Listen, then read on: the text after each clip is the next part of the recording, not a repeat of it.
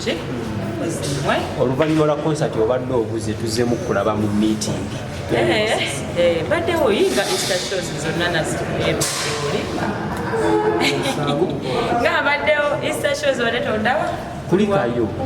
navuddeyo nali nafumamuko katono kyokka bambi naye nakuyo wali olazeewa kuumulamu wanyumirwa nnyo omanyi concert bwewuuba kuva December seebaga so nagamba kange nempumulemu kawiiki kamukukka Jazmine wagenda okuwumulamu waliwo ebifana byewakwana bigenda ku social media abantu bagamba otukoze otya mu kisiibo kino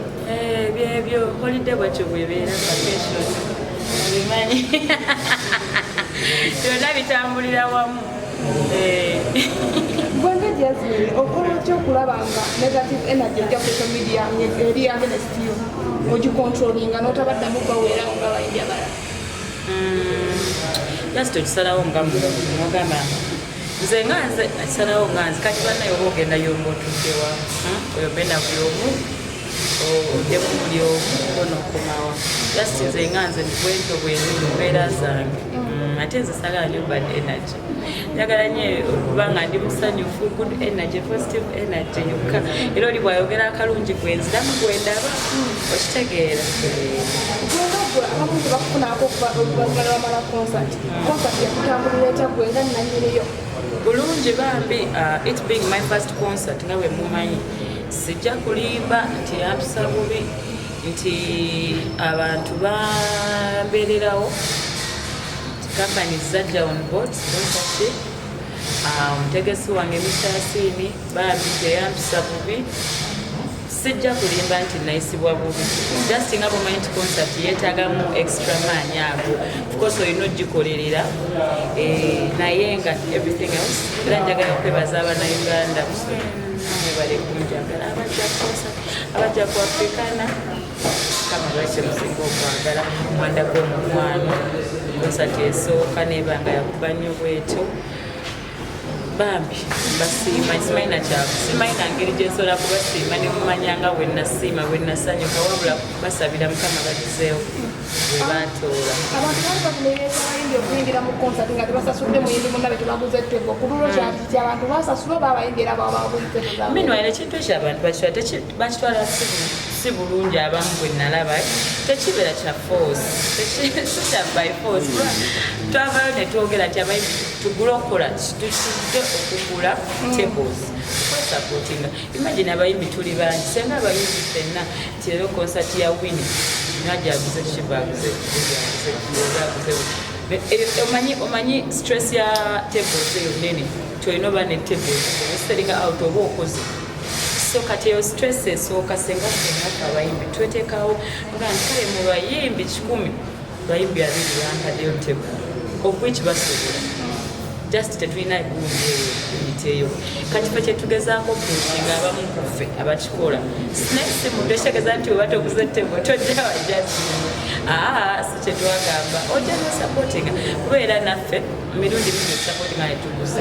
okitegeera naye kati twakitandise nti twagala tuleka tugula tables abasinga bw'oba osobodde ng'olina oba toyina era kibeerebuke ogenda noberekerako munno Lydia era wenyini ku concert yo we've had ku concert yo kwafiirako omuntu awakimanyako ebintu sibimanyi ebyo olina kutuukirira poliisi erina bwino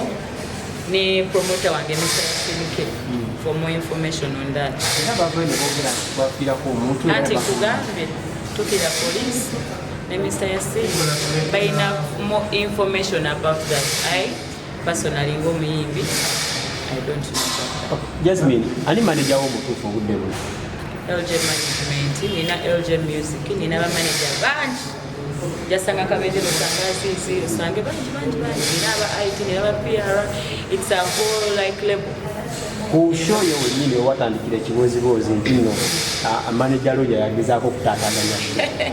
Simanyi nange mbira ku social media.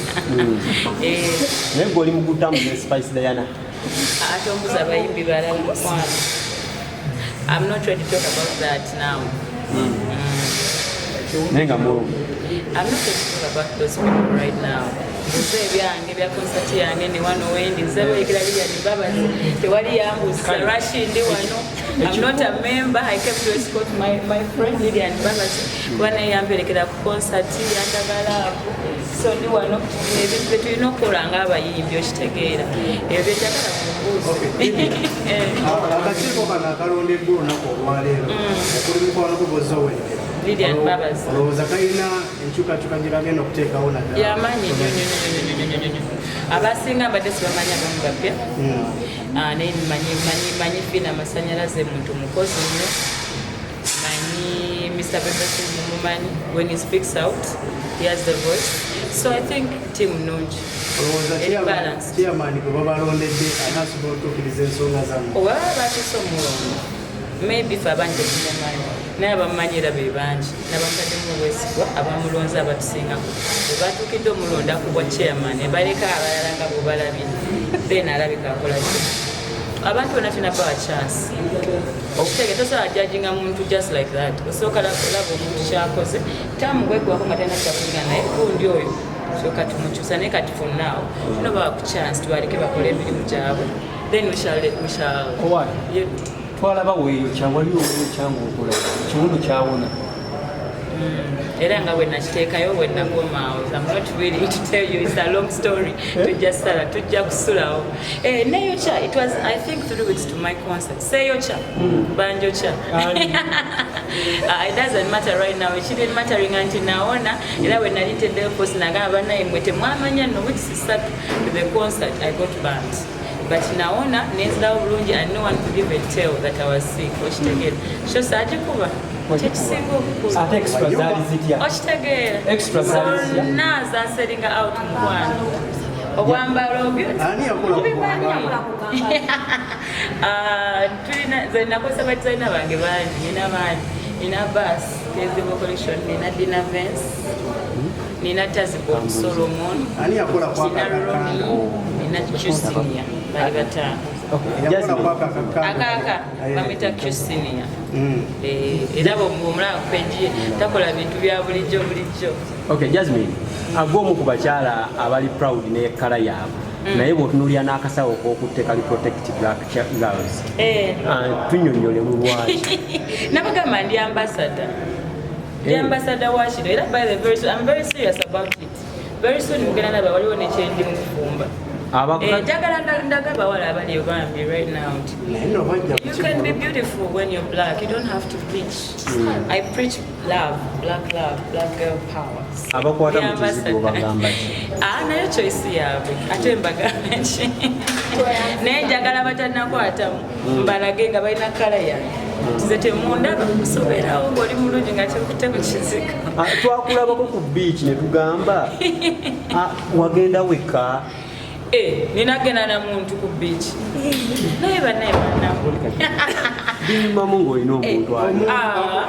nagenda ne mukwano gwange bamuyita kama Lydia Jazmine ekikutange kisembayo twalabako ku kifaananyi ekyatulengera ku social media naddala konsati yo olugoye kostume wali oyambadde nti wayolesa omubiri kikyokiza okwogera mu nsonga eyo olugoye lwayoleka tewali olugoye lwayoleka byonna bibeeramu obwo obugundi bwaffe butimba buyoleka busocks bwe body stocking